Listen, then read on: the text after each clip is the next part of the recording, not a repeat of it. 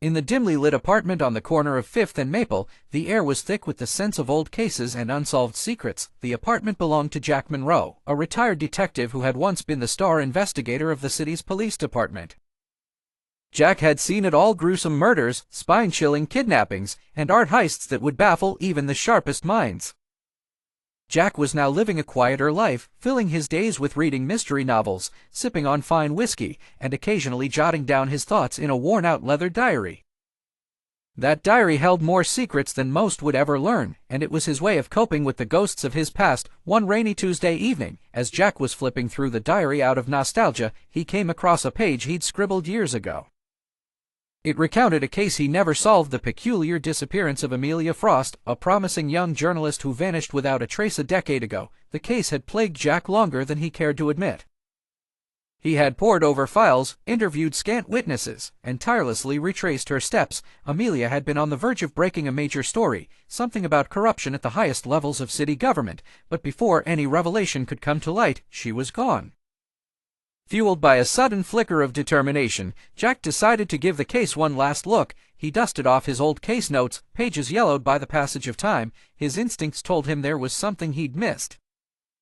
Returning to the old haunts and neighborhoods Amelia frequented, Jack started from scratch. He walked the streets she once did, visited the coffee shops where she worked on her articles, and spoke with people who still remembered her. A break came in the form of an elderly cobbler, Mr. Graves, who was a fixture on Amelia's beat but whom Jack had initially overlooked. Graves remembered seeing Amelia a few hours before her disappearance, meeting someone at a nearby park. A tall man in a dark trench coat was how he described him. Intrigued, Jack decided to sketch the description, hoping it would jog memories or open new leads. He visited the park and imagined the scenario. As he sat on a bench, visualizing Amelia's last known hours, someone left a note by his side. "Stop digging, Monroe. Some secrets are better left buried." The message chilled him to his core.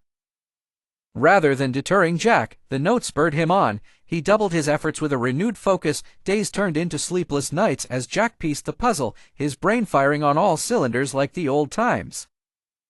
He delved deep into Amelia's life, tracing back into her family history, financial records, and communications. He discovered inconsistencies and ties to influential figures. The more Jack unearthed, the clearer it became that Amelia had uncovered a labyrinth of deceit and betrayal that cut through the political and criminal tapestry of the city.